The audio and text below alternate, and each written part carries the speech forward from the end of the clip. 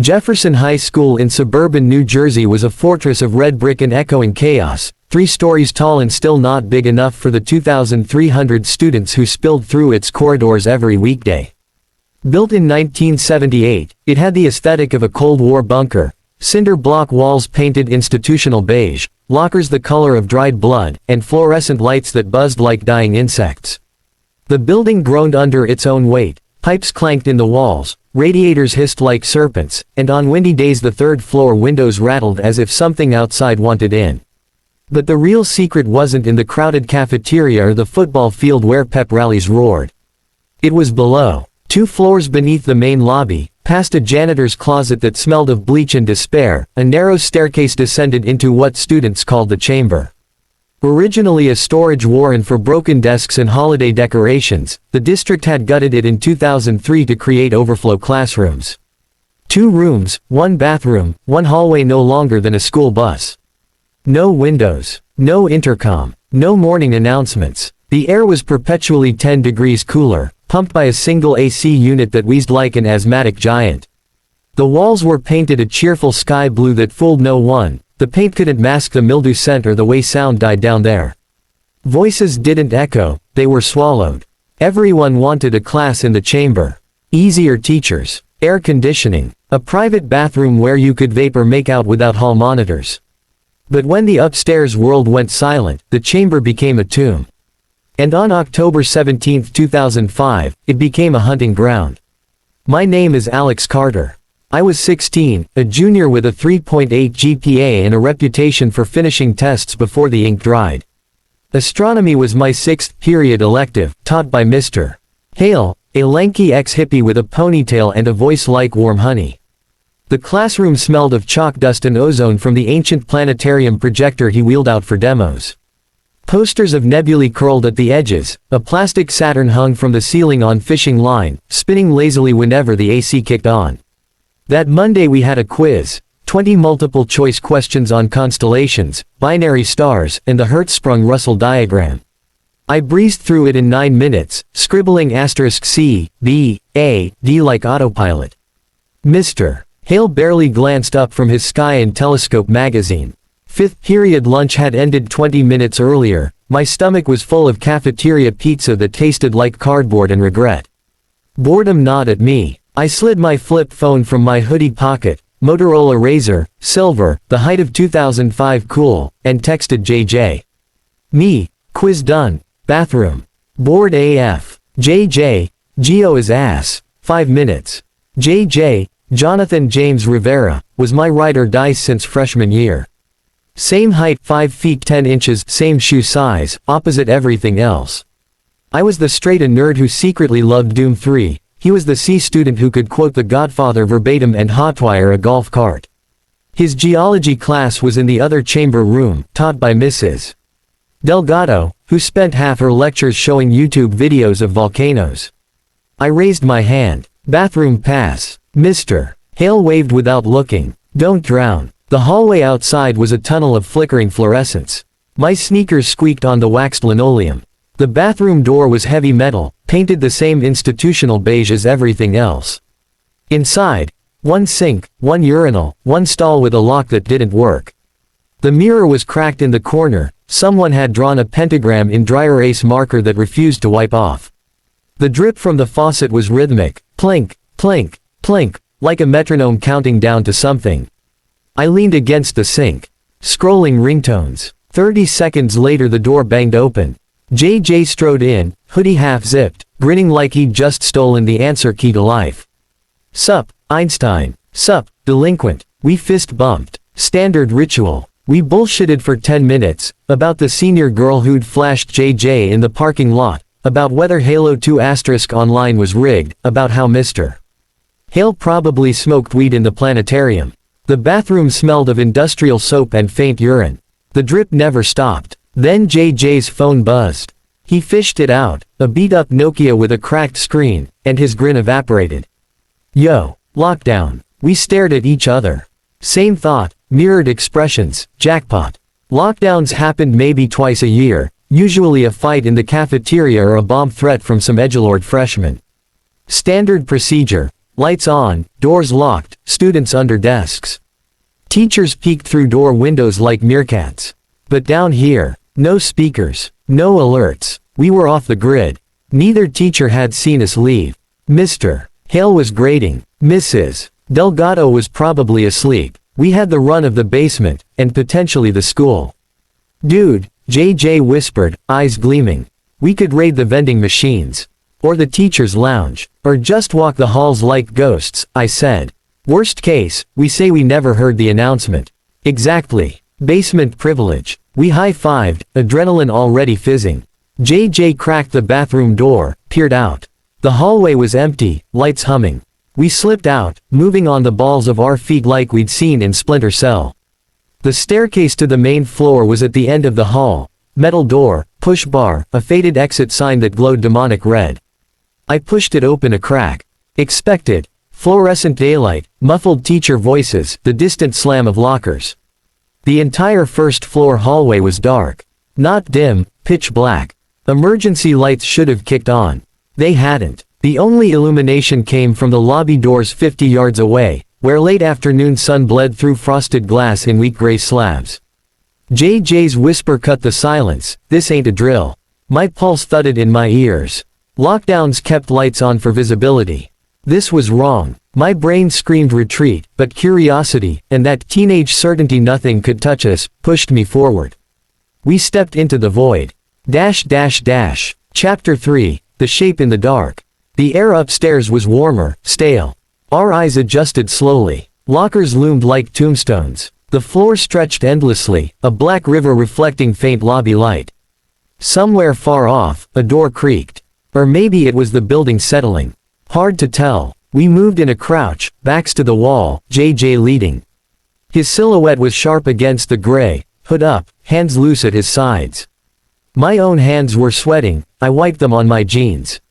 10 feet in, JJ froze. Who's that? I followed his gaze. Down the east wing corridor, where the light barely reached, something moved. A shape detached from the darkness, tall, shambling, deliberate. At first I thought teacher, maybe Mr. Patel doing rounds. But the stride was wrong. No clipboard, no purposeful clip. This was a prowl. Details emerged as it closed the distance. Ragged trench coat, dark with grime. Jeans torn at the knees. Boots caked in mud, leaving faint prints.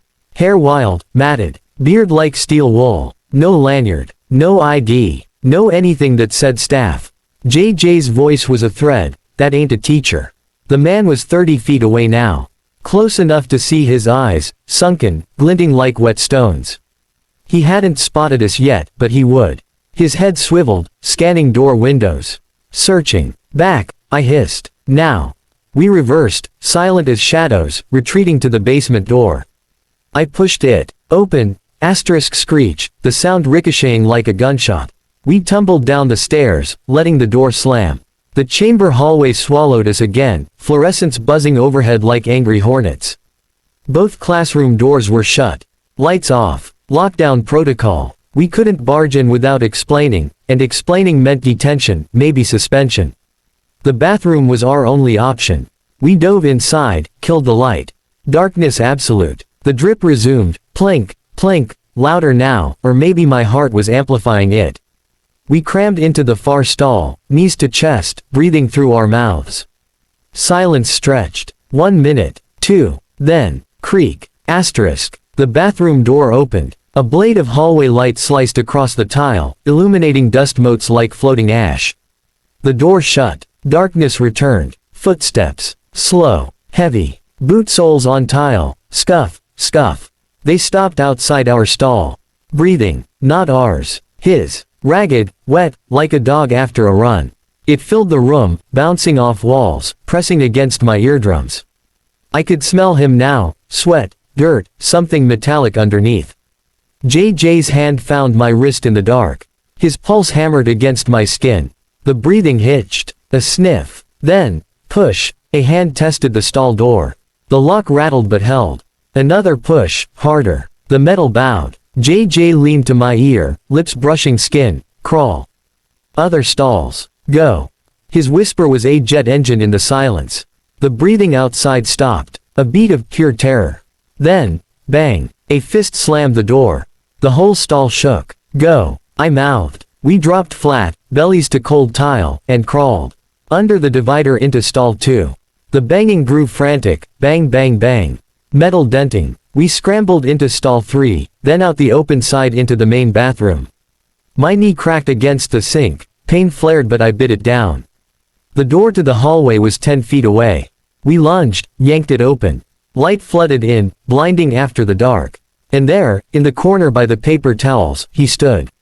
Face fully visible now, gaunt cheeks, yellow teeth bared in a snarl, eyes bloodshot and wrong.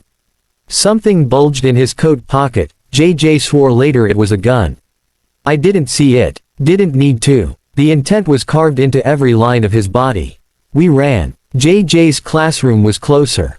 We pounded on the door, thud thud thud, screaming incoherently. The little window slid open, Mrs.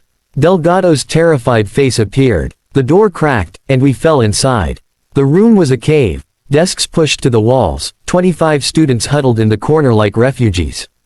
Some cried silently. Others stared at us with saucer eyes. No one laughed. This wasn't a prank. Mrs. Delgado locked the door, voice shaking. What did you see? JJ spilled it in a rush. Guy in the hall. Followed us. Had a gun. I nodded, throat raw. I hadn't seen the gun, but the life felt necessary. Truth was scarier. A collective gasp. Then, bang, at the door. Everyone jumped. 2 girls screamed. Through the window, him, pressing his face to the glass, twisting the knob. His breath fogged the pain in cloudy bursts. He banged again, bang bang. Palms flat, rage vibrating through the metal. Mrs. Delgado whispered into her cell phone, voice trembling, yes, basement east. Intruder. Possible weapon. Hurry. He stared for an eternity, maybe 30 seconds, then abruptly turned and stalked away, coat flapping like bat wings. The hallway swallowed him. We waited. And waited. The AC unit clicked off. The silence was suffocating. Mrs. Delgado asked questions in a hushed loop. Height. Clothing. Did he speak? Weapon. Asterisk. JJ stuck to the gun story. I described the coat, the boots, the eyes. Every answer made her face crumple further. An hour crawled by. My legs went numb. Someone peed in the trash can rather than risk the bathroom. The drip from the sink echoed in my skull like a countdown. Finally, the phone rang. Mrs. Delgado listened, nodded, hung up. Single file. Upstairs. Police outside. We emerged into daylight like moles. The lobby swarmed with cops, vests, rifles, German shepherds straining at leashes.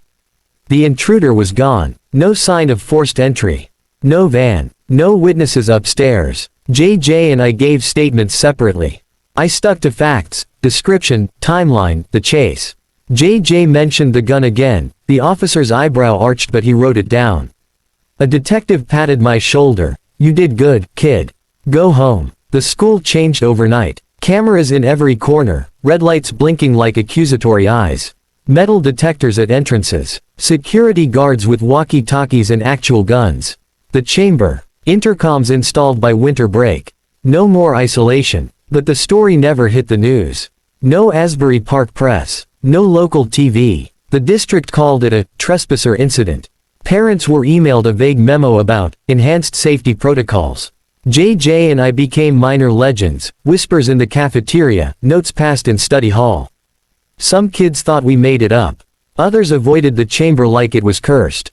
We never learned who he was. No arrest. No composite sketch. The police file. Sealed. Juvenile involvement, they said. Or maybe something worse. Years later, at my 10-year reunion, I ran into Mr. Hale. Grayer, still with the ponytail. We shared a beer in the parking lot. Ever find out about that guy? I asked. He stared into his cup. They caught someone matching the description 6 months later. Breaking into an elementary school in Toms River. Had a knife. No ID. Wouldn't talk. Died in custody. Heart attack, they said. I waited. He didn't offer more. I'm 34 now. Married. 2 kids. A desk job in Philly. I haven't been back to Jefferson High since graduation. But some nights, when the house is quiet and the kids are asleep, I hear it, plink, plink, plink. The drip from that basement sink. The breathing in the dark. The eyes in the crack of the stall door. I double-checked the locks. I installed cameras. I taught my daughter to scream fire instead of help. Because the world is full of chambers, places where sound dies and monsters hide in plain sight. And somewhere out there, in another school, another hotel, another forgotten hallway, the next kid is finishing a quiz early, texting a friend, stepping into the dark. I hope they run faster than we did.